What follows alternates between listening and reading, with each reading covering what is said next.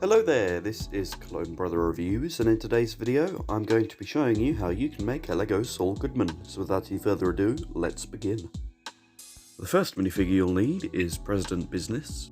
You will then want some fleshy hands. The head comes from this U-Wing pilot. And finally, the hair comes from Emmett. Building the minifigure correctly should result in a minifigure that looks like this, so feel free to pause here if you need a reference photo for when you're building it. Overall, I'm quite pleased with how this minifigure has turned out, and I hope everyone else is as well. I can always do more Saul Goodman if I get any more LEGO suits, because he wears a lot in this show. New ideas are always welcome, so if you have any, feel free to leave them in the comments below. Also, if you aren't subscribed yet, I would highly recommend you do that now. If you like Breaking Bad, you may want to check out my tutorial on how to make a LEGO Walter White, so I will put that on the end screen now.